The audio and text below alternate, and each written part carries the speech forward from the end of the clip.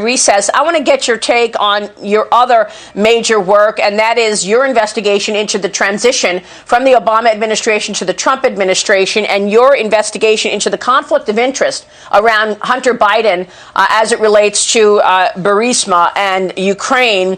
We had more evidence this week that the FBI knew that the dossier was garbage, that it was just hearsay and made up in a bar, and yet Jim Comey and his colleagues kept pressing forward to re-up warrants to spy on Carter Page and get a window into the Trump campaign.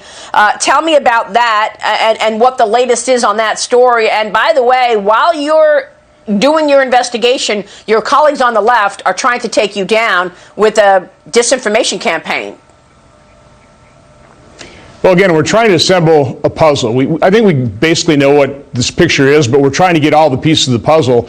And of course, Democrats have a huge advantage of us in our investigation. Some of them know exactly what they did. They know where the balls are hidden, and they've done a pretty effective job hiding the ball. You know, one of our problems is obtaining documents from these agencies. And Maria, understand, I mean, I'll posit this question to you. How many people in the State Department do you think voted for Hillary Clinton versus voted for President Trump? I can't tell you my frustration, how difficult it is getting information out of agencies that are supposedly controlled by this administration, but simply aren't.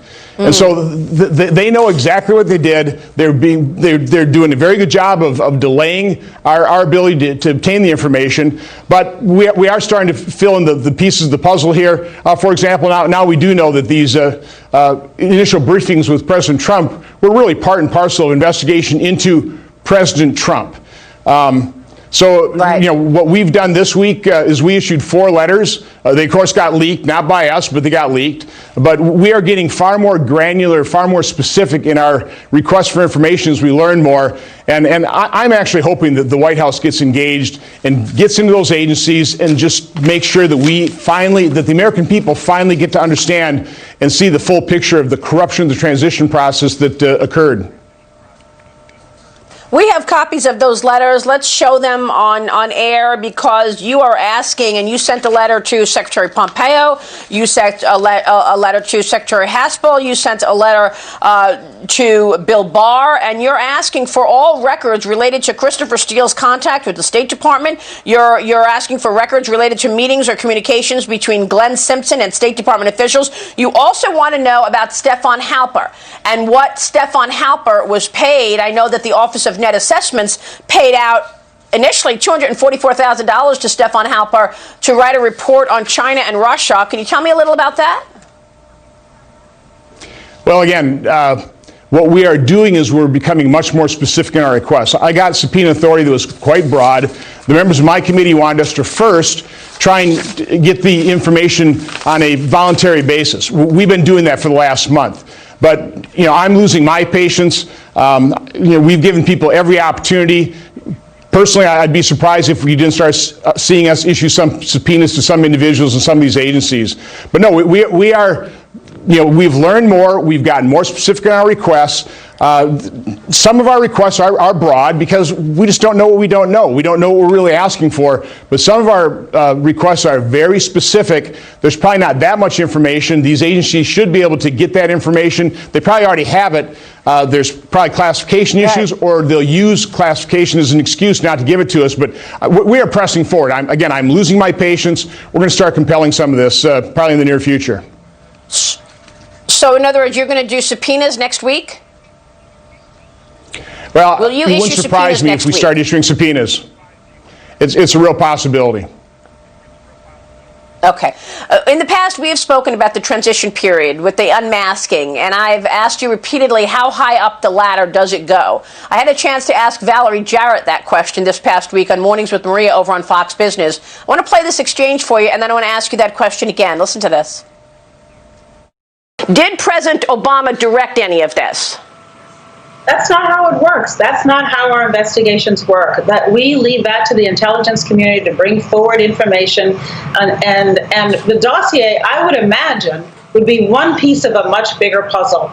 And so if you're saying, is it important to make sure that there isn't influence? And actually, the Mueller report didn't conclude that there wasn't any wrongdoing. In fact, he was explicit in saying quite the opposite. And so I don't think we should read in where there hasn't been actually any conclusions to that effect yet. You're making statements that actually haven't been just to be clear.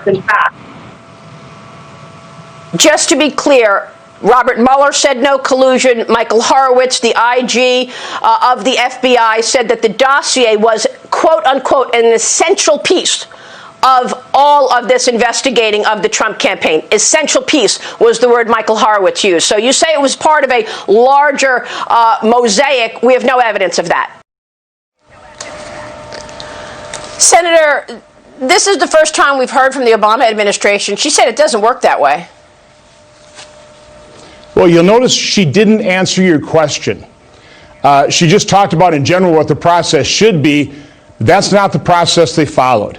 It is very clear that there was corruption at the highest levels of certainly the FBI. We have evidence of it. I'm looking forward to John Durham wrapping up his investigation. You know, I personally believe that the intelligence community was involved in this thing. You know, their initial goal was to exonerate Hillary Clinton when so that she could win election. When she lost the election, their goal shifted to first and foremost, I think, sabotaging the Trump administration, which they've done a pretty good job of. Also, I think, initiating this diversionary operation, the smoke screen to cover up their wrongdoing. Right. The fact that they used all the awesome powers of their agencies to investigate their political opponent. They didn't want that revealed. It's being revealed right now. So again, Valerie Jarrett simply isn't answering the question. That's our job. We need to get the information. But as I stated earlier, they still have so many of their supporters in these agencies. They are doing a pretty good job at hiding the ball. It's hard to extract the information, but I'm a pretty tenacious guy.